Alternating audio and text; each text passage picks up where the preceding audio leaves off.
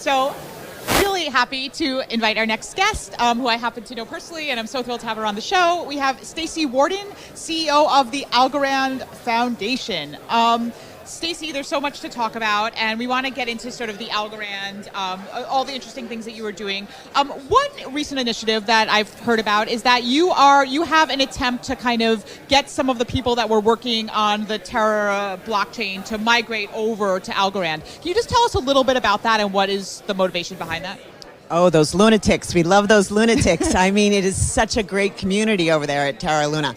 And you know, just because the algorithmic stablecoin kind of went into a death spiral doesn't mean that there aren't amazing creators, an amazing community over there, and amazing builders over there. So they're looking to migrate to other chains, you know, a lot of them. And so we just wanted to make it as easy as possible. So we put out $1 million in kind of help and integration help. And we also built a really simple way to go from that blockchain to the Algorand blockchain.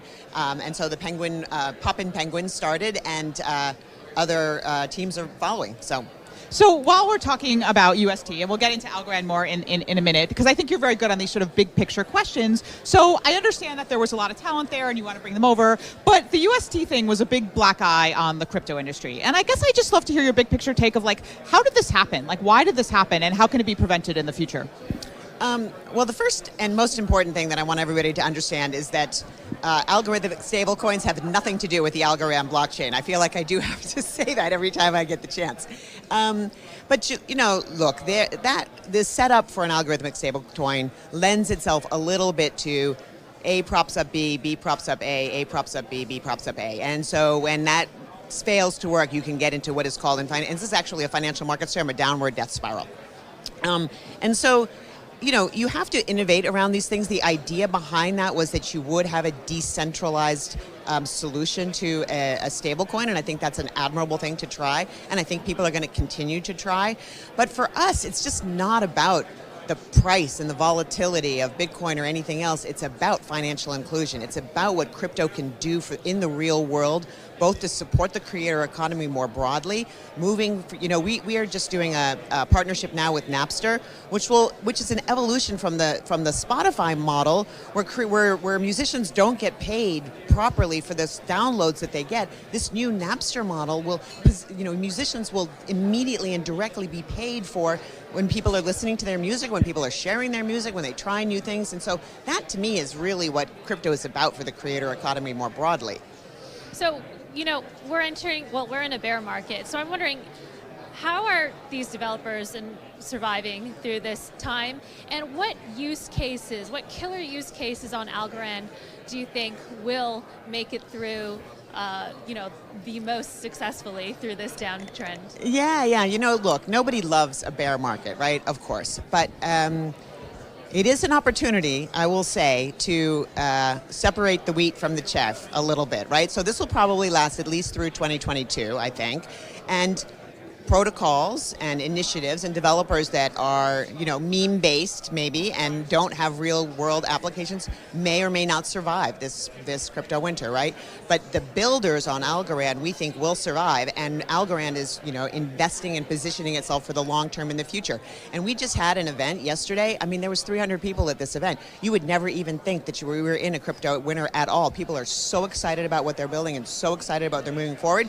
More specifically, to answer your question, that we have very big partnerships coming up. So we're going to be the blockchain for FIFA, as everybody knows. And so that means that the FIFA wallet will be on Algorand. They're talking about doing secondary ticket sales on Algorand, player trading, maybe even on the blockchain. We also have the partnership, of course, with Napster and with LimeWire. If anybody's old enough to remember LimeWire, again, the tokenization of intellectual property rights in Nigeria is now going to be on Algorand. So we are like heavily focused on these kinds of real world and inclusion of all kinds kind of use cases. Any specific kind of applications that are developing on Algorand right now that you're excited about? Categories even, or specific apps that are popping up? So our DeFi ecosystem is getting bigger and bigger, led by, I think, one of our most important dApps, which is called AlgoFi.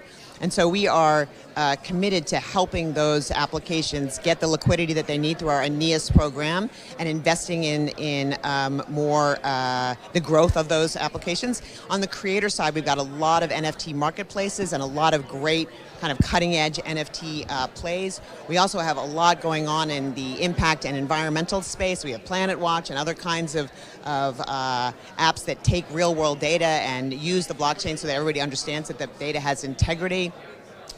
We have DAOs starting up on Algorand. I mean, this ecosystem is like, we're a smaller ecosystem, but we are just like, it's like a Cambrian explosion of activity on this ecosystem right now. So we're pretty excited for a lot of the different protocols. Do you think there will be more of a movement to proof of stake blockchains? I mean, there's, at least in New York, they are passing legislation to make proof of work, carbon-based mining not allowed for at least 2 years. So do you see this as a trend? Yeah, I mean, in everything, I think in everything, the idea that you have to integrate your impact on the climate into anything that you do is permeating everything that we're doing in the world. Right now, people are buying carbon offsets for the plane tickets that they take, right? Yeah. And so when you're looking at blockchain and you compare it to, first of all, if you compare it to the size of the financial services industry and TradFi, it comes out pretty well, of course. But, when you think about a blockchain like Algorand, which is a carbon neutral, and then we buy carbon offsets to make it by smart contract, by the way, to make it a carbon negative blockchain, that protocol, and we have a pure proof of stake protocol which kind of guarantees that, but that protocol, those proof of stake are much more climate friendly, and I think it's inevitable that we're going to see interest or migration to more of a proof of stake, of course.